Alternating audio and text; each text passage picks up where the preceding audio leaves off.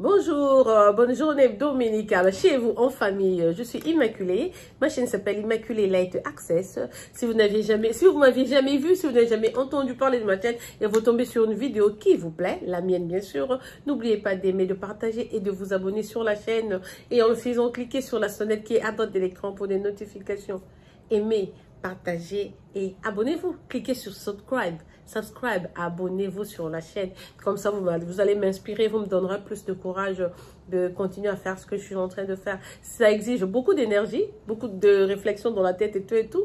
Et puis, en fin de compte, c'est la décision qu'il faut prendre aussi. Il faut poster cette vidéo ou non. En tout cas, chaque fois que je vois même une personne s'ajouter sur mon compte, je suis très agitée, je suis très contente. Je dis, oh, Seigneur, merci, voilà, j'ai une personne de plus et tout. Petit à petit, l'oiseau fait son nid. Voilà, donc on va continuer. Que mon Dieu vous bénisse. C'est dimanche, il ne faut pas passer. Dieu est devant chaque chose. C'est d'abord lui, ensuite le reste de la vie. Donc Dieu, c'est notre priorité. Voilà, qui vous bénisse encore une fois de plus. Aujourd'hui, je vais vous parler des élections. Voilà, les élections aux États-Unis. Center for Vote, vous voyez là? Center for Vote. Voilà, on va parler des élections. Parce que si vous ne le savez pas, aux États-Unis, on vote donc au mois de novembre. C'est donc ce mois qui nous dira si l'on va continuer avec Donald Trump ou bien Joe Biden va devenir donc notre nouveau président. Mais à cause de la pandémie, les gens s'inquiétaient. On se demandait pas mal de questions, on se posait pas mal de questions. Il y a même des républicains, d'autres qui avaient suggéré à ce que ça soit reporté jusqu'à une date ultérieure. Mais les gens ont dit non, ça n'a jamais été le cas aux États-Unis, on ne le ferait pas. Même s'il y a un tremblement de terre, même s'il y a pandémie, au prix de mettre donc nos vies en danger, on sera dehors pour voter. Et puis, il y a eu le VP de démocrate qui est venu, Kamala Harris, comme vous le connaissez. Elle a proposé à ce que l'on fasse comme le drive-thru. Vous savez, quand vous allez chez McDo, chez Burger King, ou quand nous achetons nos médicaments chez CVS, Walgreens et tout, comment on fait le drive-thru? Au lieu de descendre la voiture, donc à partir de ta voiture, tu pars à la fenêtre, tu déposes le baillot de vote, mais non, on a dit non, ce n'est pas faisable, ils veulent pas de ça. Alors ça a un peu énervé beaucoup de gens, parce qu'aux États-Unis, en fait, on peut tout faire sur Internet, on peut payer les factures, on peut rédiger quoi que ce soit, on peut monter une compagnie, tu peux tout gérer sur Internet et tout, mais pourquoi on n'accepterait pas ça avec l'élection? On peut juste voter à partir de la maison, mais ils n'ont pas confiance parce que dans des bureaux, au moins, dans des centres, il y a un démocrate, il y a un républicain, il y a un indépendant. Ils ont des témoins comme ça, physique, mais par internet ils veulent pas, parce que l'internet, en fait, si vous ne savez pas, les gens, même eux-mêmes des super, ils n'ont pas vraiment contrôle 100% de l'internet. Alors n'importe quand ils ont peur, ils se disent non, mais peut-être que les démocrates pourront tricher, peut-être que les républicains ont déjà engagé des gens et tout. Donc en fin de compte, on a donc refuté la proposition de Kamala Harris. Donc on va aller avec ceux qui pourront, donc vont s'y rendre physiquement pour voter. Et nous autres, nous avions carrément opté de voter à partir de la maison. Donc il y a ce courrier, ce mail qui arrive dans nos boîtes postales, dans nos mails. Là, nous prenons nos courriers. Donc il y a des lettres qui arrivent. C'est dans une grande enveloppe, donc à l'intérieur de cette enveloppe, il y a trois différentes feuilles, mais vous allez voir sur celle sur laquelle est utilisée l'encre jaune. On a déjà ton nom, ton poste, nom et ton prénom dedans. On te demande de mettre sûrement la date de naissance, ton numéro de social sécurité, signé et tout est retourné. Une fois que vous retournez ça, l'enveloppe même est prépayée. Donc, on a déjà payé pour l'enveloppe. Vous n'avez pas à aller à la poste et dire que non, voilà, il faut payer. Non, non, vous ne payez pas. Vous remettez juste après avoir complété votre nom et votre numéro de social sécurité. Vous signez, vous retournez ça. Comme ça, au moment opportun, on va juste vous envoyer le ballot d'élection à la maison au lieu de vous déplacer, comme on est en pleine pandémie. Donc vous votez à partir de la maison et vous allez donc retourner ça sur l'adresse qui sera sur l'enveloppe. Je crois que c'est une meilleure option, parce que moi je ne veux pas aller rencontrer autant de gens avec masque ou non. Je ne veux carrément pas le même screen là, le même écran. Beaucoup de gens vont toucher dessus et tout, même si tu as des gants et tout. Non, juste ça ne m'inspire pas confiance. Donc cette idée là de le faire par mail vraiment est la meilleure, je crois. Donc je vais voter à partir de la maison et retourner. Je me dis toujours, le vote, parfois on vient beaucoup de gens viennent sur l'internet, ils font du boucan, vraiment c'est trop de bruit, hein, donner des points de vue, juger les conservateurs, juger les démocrates et tout, donner différentes opinions. Mais je vous dis, au jour J, le jour J, ils ne sont pas là, ils ne sont pas prêts pour voter. Et puis, ce sont ces mêmes gens-là qui vont se plaindre quand on va prendre des décisions, quand il y aura quoi que ce soit. Non. L'unique opportunité qu'on a vraiment en tant que citoyen, c'est avant les élections. De se décider, d'abord de dire que je vais voter et puis de considérer son parti politique. Nous qui sommes par exemple venus d'autres continents et tout, vivons ici, selon notre expérience, tu regardes qui voter. Je dois aller avec Donald Trump, tu regardes le temps que Donald Trump a passé, les 4 ans qui viennent de se passer ici aux États-Unis pendant sa présidence.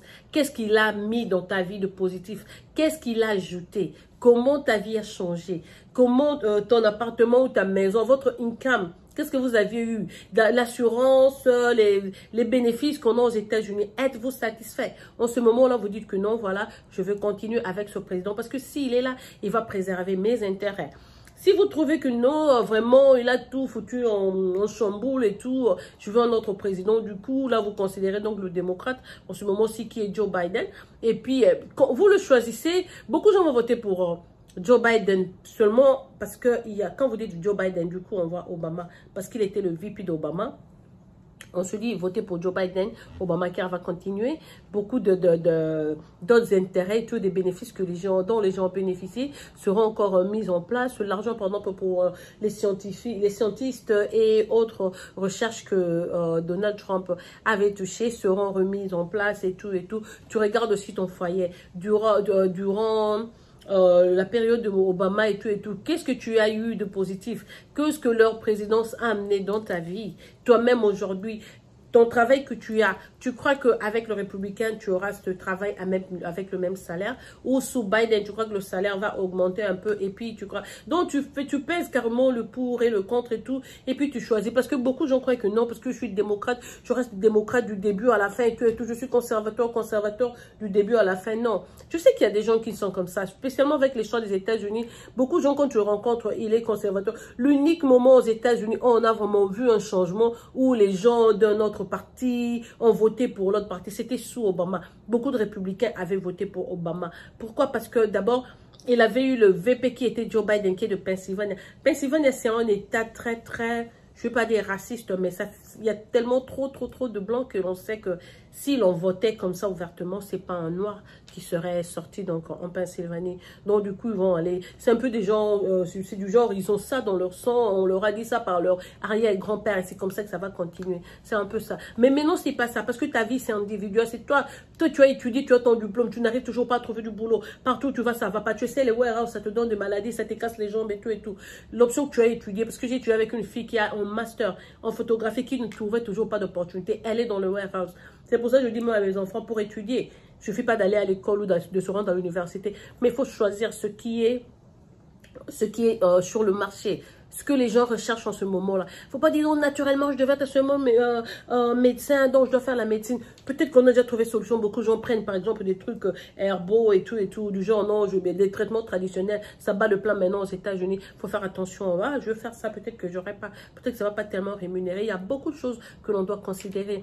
Ah, mais voilà, avec les student loans, j'ai encore la dette de l'État parce que j'avais étudié. Bon, ben, sous les démocrates, on me laisse payer, d'après moi, mais sous Trump, c'était vraiment une pression, je devais payer mensuellement, en plus se retenir, tous nos taxes retournent, pendant que quand les démocrates sont là, c'est ta volonté de retourner, comment vous fixez seulement un montant que tu verses mensuellement, et puis quand tu fais tes taxes, on te retourne ton argent, c'est à toi de choisir le montant que tu vas verser, le montant que tu vas payer. Mais sous Trump, c'était obligatoire, et puis quand tu fais tes taxes, on retient ton argent. On ne te laissait pas cette liberté-là de te dire non, payer une dette, bon, je sais qu'une dette doit être à payer et tout, mais ça c'était faire une pression parce que la façon dont on travaille aux États-Unis, c'est de chèque en chèque, tu as travaillé 4 semaines, tu sais que 2 semaines c'est pour le loyer, l'autre semaine c'est pour les factures et tout, tu restes même avec peu. Ici, il n'y a pas d'argent. Moi, je dis même aux gens qui sont encore en Afrique, là, ne vous trompez pas. Donc, aux États-Unis, il n'y a pas d'argent.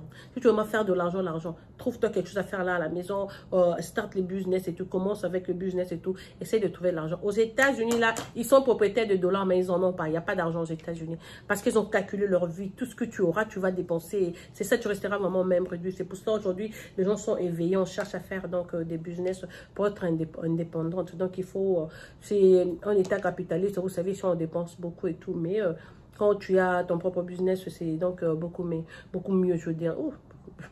beaucoup mieux. Donc voilà, donc il faut choisir un bon citoyen, c'est celui qui se dit que non, voilà, si je veux vraiment un changement pour mon pays, si je veux un changement dans la vie et dans celle de mes enfants, je dois me lever ce jour-là et aller caster mon vote. Je dois voter, vote or die, vote or disappear, vote or do whatever, slogan qui passera là.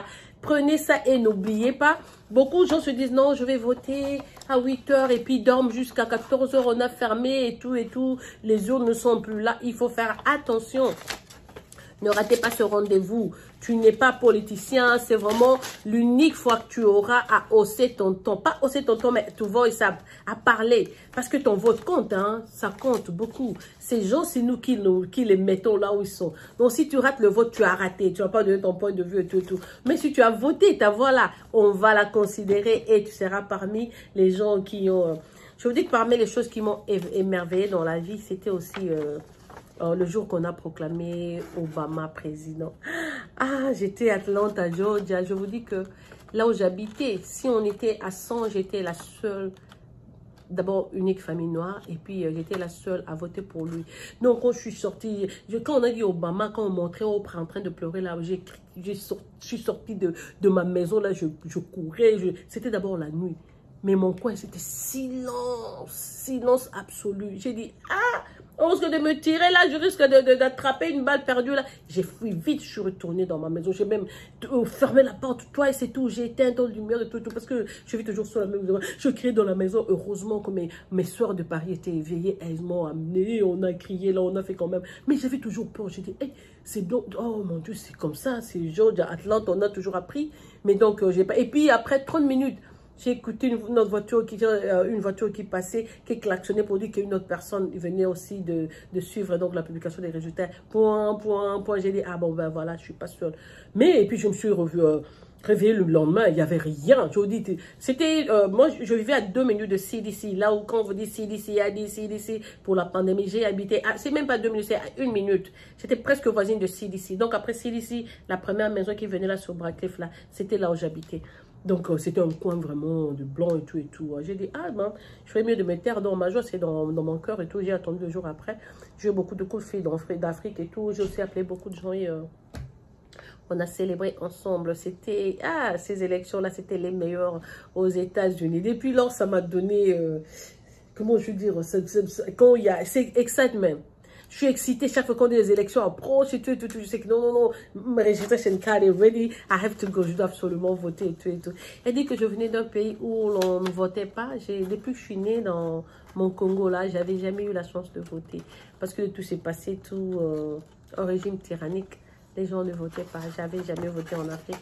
Donc, c'est les États-Unis qui m'ont donné, qui m'ont montré ce droit-là, cette liberté-là d'aller donner mon vote. Et ça va compter pour... le régime qui va venir pour le prochain président.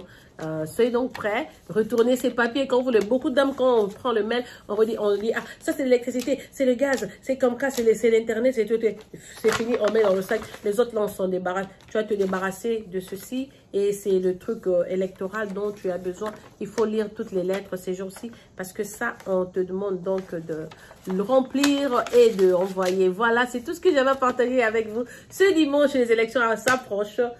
Donc c'est le 2 novembre, soyez éveillés. Je sais qu'à cause de la pandémie, peu de gens vont répondre, mais c'est pas qu'ils vont pas voter. On peut donc voter à partir de la maison et envoyer le baillot et on va le considérer. Voilà, donc c'était Immaculée pour le camp d'Immaculate Access. Encore une fois, bonne journée dominicale, que mon Dieu vous bénisse partout où vous êtes. C'est votre soeur que vous êtes, vos chouchoutes et vos apprivoises à outrance. Un bisou. En fait, ça, je m'adresse aux gens qui ont la nationalité, hein. Parce que tu as la résidence ne te donne pas le droit, la résidence ne te octroie pas le droit de voter. Non, tu ne votes pas quand tu as la résidence, tu votes quand tu es américain. Seulement les Américains votent, tu dois avoir la nationalité pour voter. Si tu as la résidence ou d'autres statuts, non, cette vidéo ne te considère pas. Mais plutôt, tu peux dire à ceux qui ont la nationalité, leur dire non, voilà, il faut voter, il est temps et tout. Parce que voter, donc, votons parce que nos voix comptent. Voilà, au revoir et passez une excellente soirée chez vous. À plus, bye bye.